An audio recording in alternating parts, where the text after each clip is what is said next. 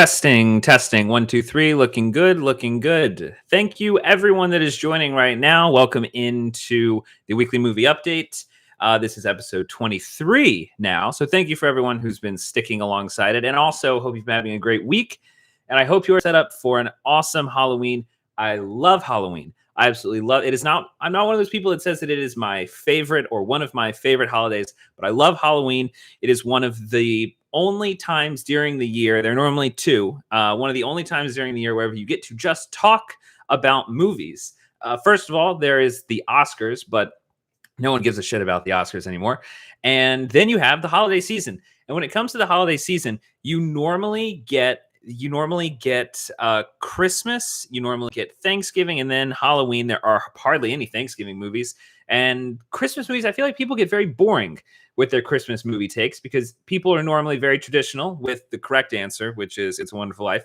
And then they follow it up with, or like their Die Hard and, or their, something else. They normally go for a movie that's, but not really a Christmas movie. Halloween, though, you get so many options. You can talk about so many different types of movies. Hello, Byford to Hobbit. I don't know what to actually call you. You change your name every single week. But okay, before we start getting into the celebration of Halloween and all of the good, fun movie stuff, let's go and update about what has been going on with the Alec Baldwin shooting, what it is that we know so far. And I will say, it is looking very good for Alec Baldwin. He looks like he's going to come out on top with this. Okay, last weekend, we had pretty much no information. Now, what we know is that the day before the shooting, there was a walk-off from the crew. They said that there was no real safety protocols being followed. Guns were misfiring. Later that night, people on the crew, after people had quit because of safety concerns, there were people using the guns, because they are guns. Prop guns are just guns. There were people using the guns for target practice, meaning that there were actual loaded guns with live ammunition on the set that you can really not say that no one didn't know about. If they didn't know about it, we'll get to that later. But then on the day of the incident, a loaded gun was handed to Alec Baldwin from the assistant director. Okay, now normally this is supposed to be done by the armorer, but it was done by the assistant director. I am not totally sure if the armorer is one of the people that had walked off of the set, but I know they also rehired a bunch of people. So right now, and then they found that there was an actual bullet, not a blank, not shards from a blank. It was an actual bullet that then fatally wounded Helena Hutchins and then injured the director, Joel Souza, who is now out of the hospital, and it seems like he's going to be fine. So whenever it comes to what does it look like is going to happen, we do not have any charges. We do not have anything that has officially been put on anyone that says they're responsible. But I think that, there's an aggressive defense that has been articulated from the production team. And I think that means Alec Baldwin as well. So in terms of, is Alec Baldwin going to be charged? I think we got to look at what they're doing with the production team in terms of who they're suing on that end. So let's see. So what is going on with that? I think that the production team's lawyers are coming out already saying the production team has no liability in this at all. It is all on the armorer, and it is all negligence from the assistant director. They are saying that they are going to push on them, be the people that gets the fall for what happens here. So we'll still see how that plays out. In my mind, what is still sticking out about this in terms of responsibility, what were the actual safety checks that were on the set? And what was it that caused for live bullets to be on the set? Then beyond that, when looking at Alec Baldwin, I don't think you can look at him as an actual actor. If the protocol on the set is you're handed a gun, someone tells you it's okay, then okay. If that's the protocol and that part was followed, then that part of the protocol was followed.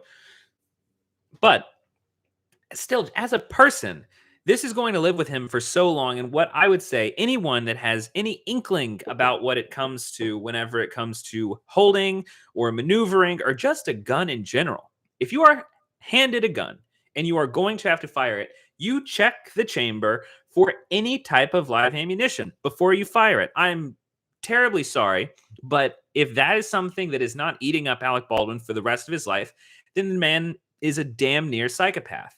There is no way that he does not hold a level of responsibility as being that last check. Now, you can say Well, but the protocol does not call for that. A protocol does not call for the actor to actually check, and that's perfectly fine. And protocol is what you look to whenever you're actually seeing who it is that you're going to put in jail. But in terms of someone who has a level of responsibility, I think you've honestly got to say, if we're going to talk about honestly canceling anyone, you got to look at someone like Alec Baldwin. You got to look at somebody who, when you're given a damn gun, you check the damn gun. Because if you don't, you can't really be that surprised whenever a bullet comes out of the chamber and then kills a person. So I think that Alec Baldwin does hold a level of responsibility.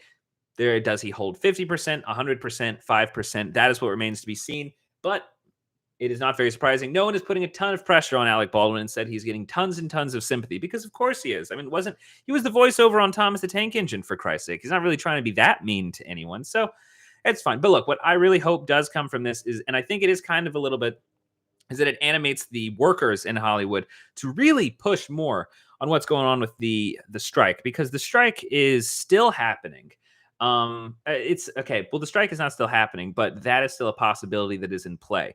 A deal has been reached. We have more details about the deal. The biggest things you can see is that 54 hours are now given to people on the weekends, or 32 hours. It's possible that you only have to have a 32-hour break, which is still little to nothing. And people have said that those level of hours, they can still make it very simple to just work till the very end of a Friday and then pull you back maybe later on a Monday. But if they go for 32 hours, you could still, with the rules that they have, work late Friday and then start midday Sunday, which is ridiculous to set as a precedent.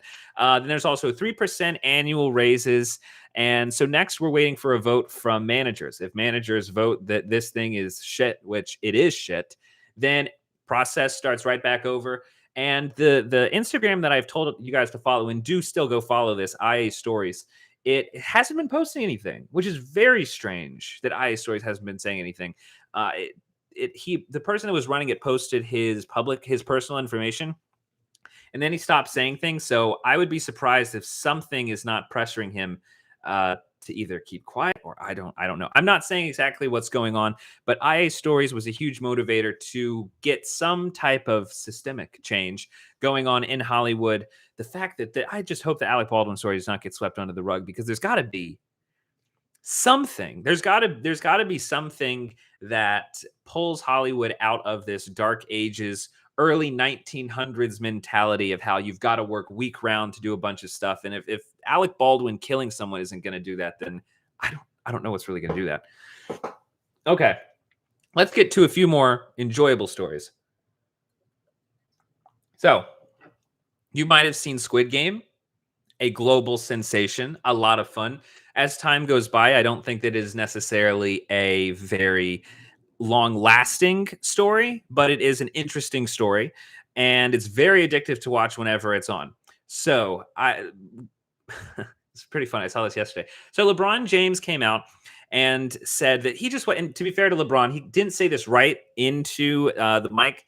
I think Anthony Davis, came up and said something to him kind of off camera, and people could still hear him. So LeBron was heard saying, look, man, the ending just doesn't make sense. I'm not going to say what the ending is because he references it. He says the ending doesn't make sense for the character. Emotionally, it makes no sense at all. So it's LeBron. It goes global, and the creator of Squid Game hears about it. And so he responds on Twitter. He asks LeBron, have you seen Space Jam 2? Because I've watched the last 6 of his NBA finals, and I didn't like the ending to those either. So, maybe he should focus on his own endings. And look, yeah, on one level, it is just kind of a fun little squabble that's going on, and that's just fun.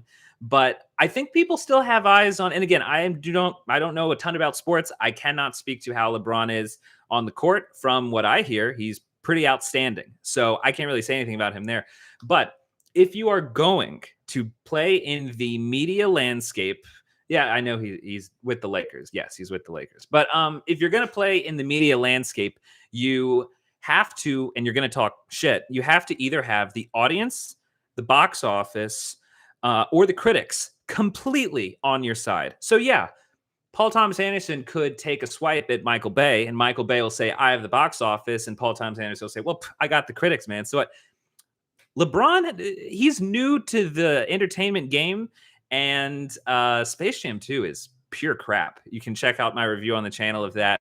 I was kind of a fan of the first one. Compare the second one to the first one, and makes the first one seem absolutely incredible.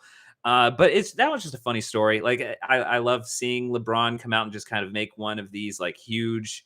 Oh yeah, no, it just doesn't work. And the way that he does talk about it, you can tell he's kind of like, I'm in a producer. I've been in these meetings. I know how to take these notes. I know how to analyze story structure and all this stuff. And I just love the swipe back from the guy who made Squid Game. Kind of like, are you really? You should have done that. Maybe you should have taken some of that expertise and kind of, you were a producer on Space Jam 2. You couldn't have made something that even kids would have enjoyed. Just a bit of a funny story. Let's see. Danny. By the way, the intro to Off the Bench is insane. Did you just take the font opening from the front where all of the letters come together? I don't remember if there's nothing on the screen for that. Were you able to just work with that? And also, where did you get the actual font to recreate all the other titles? That is it's really cool. But what am I going as for Halloween? My girlfriend and I are both going as characters from The Fairly Odd Parents. So I'm going as Timmy Turner. She is going as Trixie.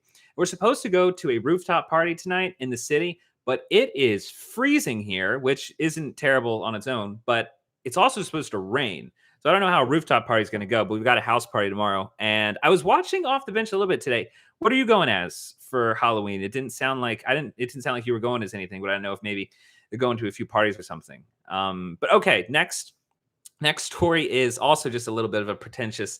I do love that now celebrities are coming out now and being a little bit more pretentious again. Kristen Stewart came out and said that she thinks that she's probably only made, the quote is, I'm pretty sure that I have only really made 5 really good movies.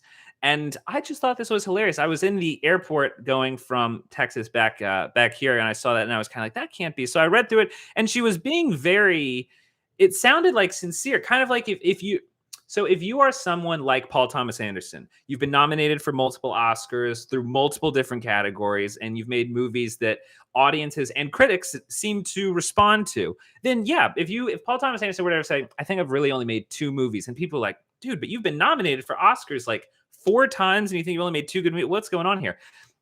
For Kristen Stewart to say, I'm pretty sure I've only made 5 really good movies. Just 5. That's all I've done. I've really only done 5. I went back through and I was like, okay. So I took what I think are the 5 best. Like if you make a list, like best to worst, these are the top 5 I would say for Kristen Stewart. I'd say in order of quality, you'd go Personal Shopper, which is actually incredible. Panic Room, where she's a bit character, as well as Into the Wild, where she's also a bit character. Cafe Society. And then I figured it's probably best to throw the Twilight series in there because if you make a company $1 billion, then just let's put that near the top of the list. Out of those, I would say Personal Shopper is incredible.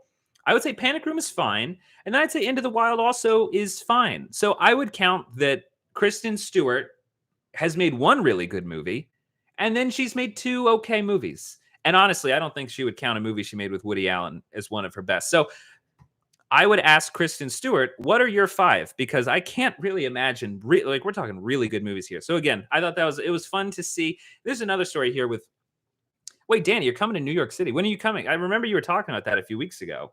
Yeah, when are you coming to hang out and how long are you going to be here? That's going to be pretty cool. But it is getting cold. It is getting very cold. So anyone that's watching right now, do you watch Succession? I'm trying to get a gauge of how many people watch Succession. I keep getting told by everyone that I say I need to watch Succession, they respond with, you really need to watch Yellowstone instead. And I thought it was incredible. Oh, wait. Byford the Hobbit, Underwater, Charlie's Angel, Twilight, Seaberg, and Personal Shopper. Okay, I have not seen Seaberg. Is it worth it? No Succession either. Okay, Succession's great. The I don't know if main character. Okay, the central character is Brian Cox.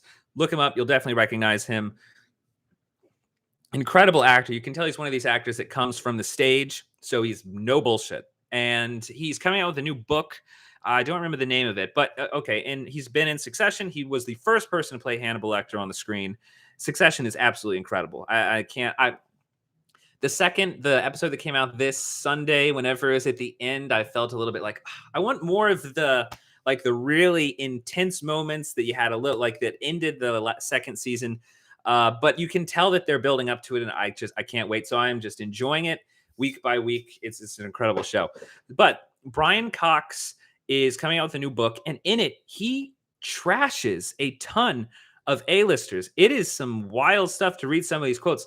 I'm only going to go through a few celebrities that he trashes, But look up this article. There are a ton of others. I mean, he goes through people like Michael Caine, Steven Seagal, David Bowie, Christopher Walken. But okay, a few of the ones that he mentions, like about Edward Norton, he says he's a nice lad, but a bit of a pain in the ass because he fancies himself as a writer director. Johnny Depp, he says personable, but personable though I'm sure that he is overblown, overrated. I mean, look at Edward Scissorhands. Let's face it, if you come up with hands like that and pale, scarred face makeup, you don't have to do anything. He didn't, and subsequently, he has done even less. And then one of my favorites, he talked about Tarantino.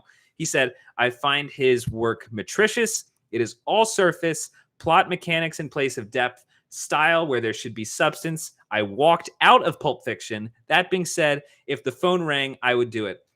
And whenever I saw the article say that he trashes people, I was like, okay, well, I mean, let's see what's going on. He probably didn't even write the damn book. But what I love about the way he talked about these people, and I mean, they're all A-listers, so what, you're going to feel bad for Quentin Tarantino?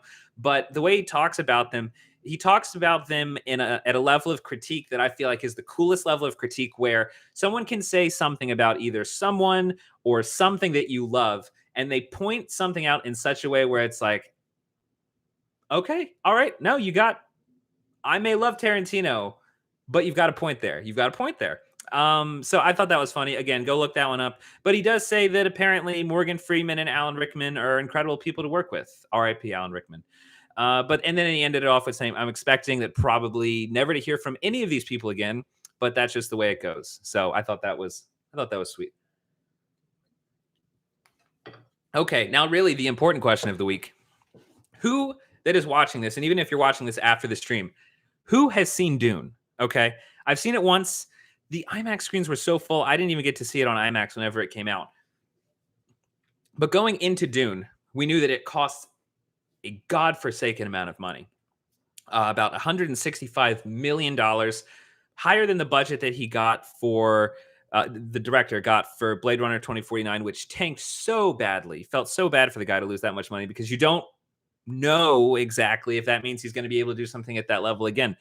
The Hobbit, you've seen it. Please tell me what you think. Also, The Hobbit, you won the Halloween contest, which means that you get the final prize. So either DM me what it is that you want, or get in touch with me to give me your information, and I will Venmo you.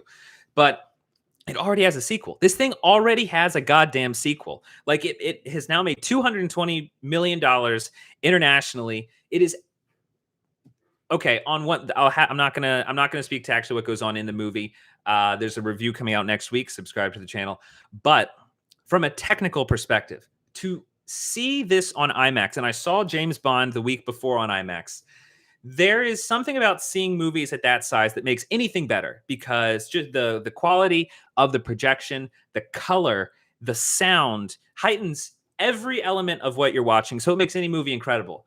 But Dune, the phrase they put all the money up on the screen, applies to movies like Dune. It is a total reminder of what it is that you are able to actually get out of the movie-going experience. It reminds you what it is that differentiates the power of watching something at home, but then comparing it to actually going out to the theater and watching something. It connects with you at such a deeper level, so much faster. And there's something about seeing that in a room with 150 other people. I don't know how to describe it, but when you see something like Dune, something that is a total epic, like it feels like a Lawrence of Arabia type of story. And I know that people have said that, but that is like the best way to describe the scale of what's going on. There are movies. Okay, there's movies like Transformers where you look at it and you can only imagine it's got to look, no matter what you think, incredible on the big screen. And those movies do. They look incredible on the big screen, but they don't have the seriousness or epicness of actual intention of creating something that is huge for an actual purpose. Movies like even James Bond sometimes feels like you're creating something that looks epic just because, hey, we can make it look epic. Everything that happens in Dune, it's got the weight of incredible special effects, but it's also got the weight of really important and meaningful storytelling. Storytelling that is not for kids. It is not just like a Star Wars or a Marvel where it is good fighting evil. It is a side of what looks like light and a side of what looks like dark. And the more that you find out about them, the more that you understand. I thought these guys were the good guys. Am I really supposed to? You guys actually seem pretty terrible. And you look at the bad guys and you're like, you know what? You're terrible, but you kind of have a point. I can still understand why you're doing what you're doing. It's not a clear, black and white. It is a yin and yang, and everything kind of comes together. And the movie understands that. The movie's very subtle. And I think the subtlety, so much of what is clear and serious about the movie comes through with the scale of the movie. So go see it in IMAX. I mean, please go see it in IMAX. I think it's only in IMAX until next Friday or next Saturday. So go see it in IMAX. The Hobbit said, you've seen Dune.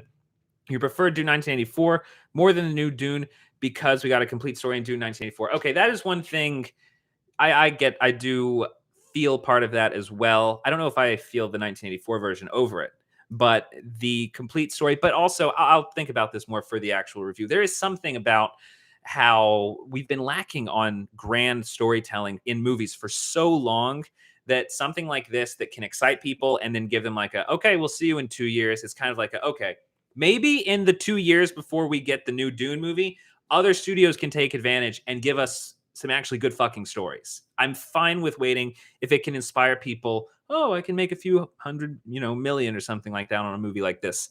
It's great. It's great. Can't wait for the second one. More importantly, I can't wait to go see it again.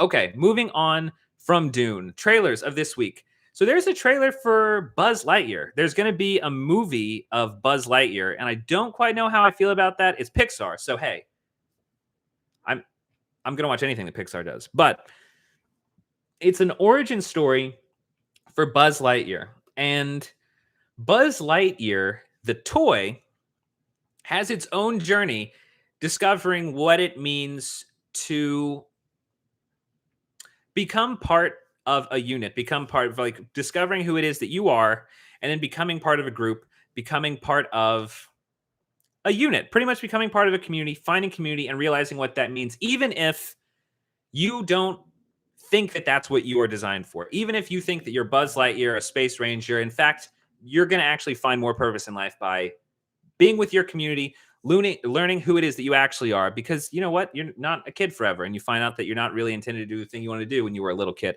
So having a movie called Lightyear that is focusing on the character that inspired the toy of Buzz, it's like, is it going to be about the exact same thing? Or because it's not Buzz, it is not Buzz.